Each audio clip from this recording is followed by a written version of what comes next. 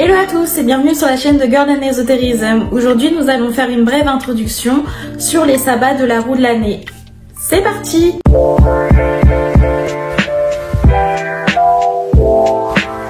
Tout d'abord, une chose à savoir, c'est que les sabbats sont une invention récente. Ça a été créé en fait avec la Wicca, donc avec Gérard Gardner qui s'est inspiré de certaines fêtes que les anciens païens faisaient dans le passé tout simplement. Mais tous les païens en fait ne célébraient pas les 8 sabbats de la roue de l'année. Tout simplement parce qu'elles n'existaient pas. Ils faisaient des fêtes liées à leur divinité, à leur panthéon, que ce soit grec, romain, égyptien, nordique, celtique, germanique, je ne sais quoi. Mais les sabbats qu'on connaît viennent de la Wicca et du néo-paganisme. Donc voilà, tout simplement. Si vous souhaitez célébrer les sabbats, c'est tout à votre honneur, mais il faut savoir qu'on n'est pas obligé d'être wiccan pour célébrer les sabbats, même si ça vient de là. On peut être néo-païen et les célébrer, païen, etc. ou juste sorcier et célébrer ces moments importants.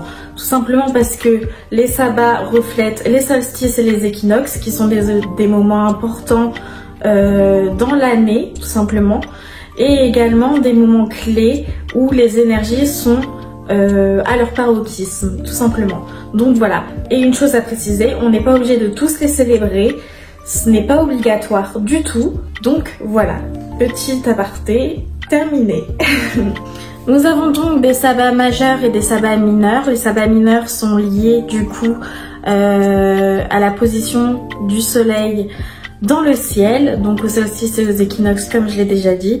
Et les autres sabbats qui sont des sabbats majeurs sont également appelés les sabbats de feu, les fêtes du feu, qui sont en fait intermédiaires aux sabbats liés au soleil tout simplement. Donc si vous entendez sabbat de feu, c'est des sabbats majeurs. Il faut savoir aussi qu'aucun sabbat n'est supérieur à un autre, donc si vous souhaitez célébrer que les mineurs, que les majeurs, ou un mineur, un majeur, etc., vous faites ce que vous voulez. Il y a certaines fêtes qui sont, je pense à Imbolc, qui sont en fait les Lupercales. Donc si vous souhaitez célébrer une fête dans votre panthéon, vous le pouvez, c'est tout à votre honneur. Là c'est juste une introduction pour vous présenter un petit peu ce que c'est la roue de l'année, vous présenter brièvement, très brièvement les sabbats. Et si ça vous intéresse, vous aurez une vidéo sur chaque sabbat pour que vous ayez plus d'informations. Si ça vous intéresse, dites-moi ça en commentaire et on peut commencer par la description de chacun des sabbats. On commence par Yule ou Yule, qui est le solstice d'hiver. Un solstice, c'est le moment où la nuit est en fait c'est le moment où le jour ou la nuit est le plus long, tout simplement. Donc c'est bien sûr la nuit qui est la plus longue. On va du coup faire une sorte de veillée. Ça se rapproche en fait comment ça s'appelle, dans le christianisme, de la naissance de Jésus. Du coup on va célébrer le retour de la lumière, parce que à partir du moment où la nuit est la plus longue, ça veut dire que les jours ensuite se rallongent. Donc voilà, on célèbre la lumière et le retour du soleil en cette période qui est la période sombre.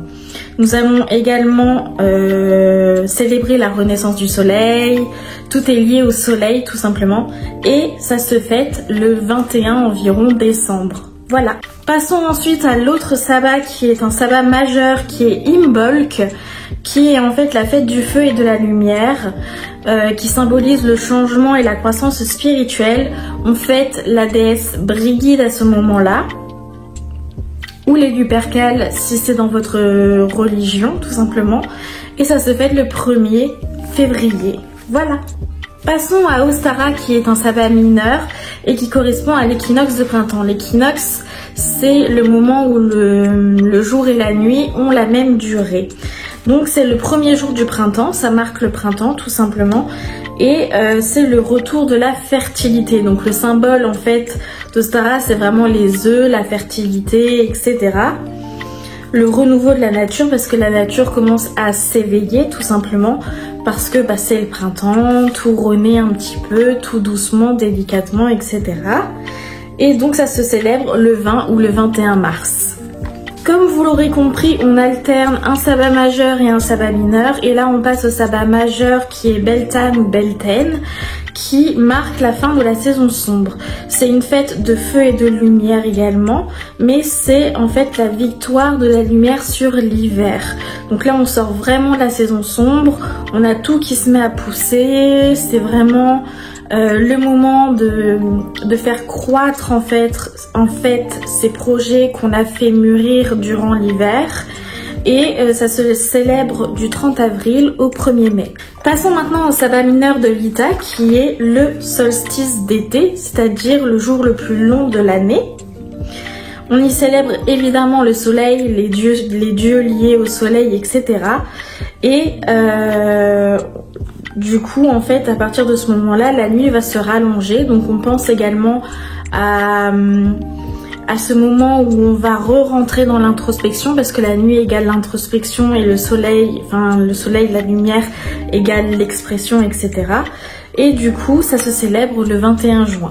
On passe au sabbat majeur de Lugnasad ou Lammas, également appelé Lammas, voilà. C'est la fête du pain, c'est également la première récolte officielle qu'on va pouvoir faire. Et du coup les nuits sont plus longues, on passe on arrive dans le déclin du jour, donc on va commencer à penser, à célébrer notre récolte, mais on garde en tête que les jours se rallongent et que du coup l'introspection, la saison sombre se rapproche. Ça se célèbre généralement le 1er août. On passe à mon sabbat préféré qui est le sabbat de Mabon ou de Mabon, qui est l'équinoxe d'automne. Donc le jour et la nuit sont égales et ça marque l'automne. C'est le moment des dernières moissons, des dernières récoltes, etc.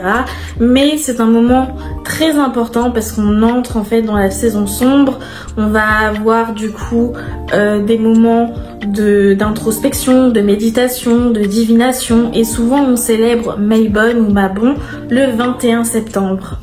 Et on termine par Samhain ou Samhain, qui est en fait la fête des morts tout simplement. Ça se célèbre le jour d'Halloween, le 31 octobre. C'est le moment où le voile entre les deux mondes est le plus fin.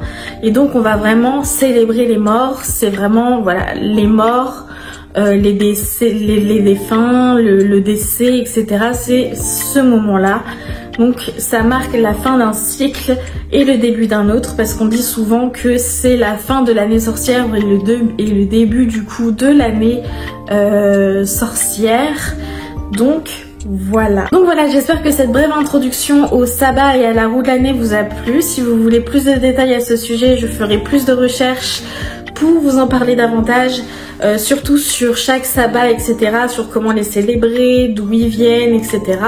Là, je voulais vraiment faire une vidéo d'introduction pour vraiment débunker un petit peu tout ce qui était sabbat, fête, roue de l'année, etc., pour qu'on comprenne un peu mieux de quoi on parle et des 8 fêtes du coup qui marquent et rythment notre année. Donc voilà, si ça vous a plu, je vous invite à vous abonner si vous le souhaitez, à me suivre sur mes réseaux sociaux qui sont Instagram et TikTok, ainsi que YouTube évidemment, d'activer la cloche si vous voulez des nouvelles de mes vidéos. Et si vous êtes intéressé également par le TDI, j'en fais des vidéos et je pense que j'ai tout dit. Donc voilà, à bientôt je l'espère, et passez une bonne journée ou une bonne soirée, tout dépend l'heure à laquelle vous regardez cette vidéo. Bisous.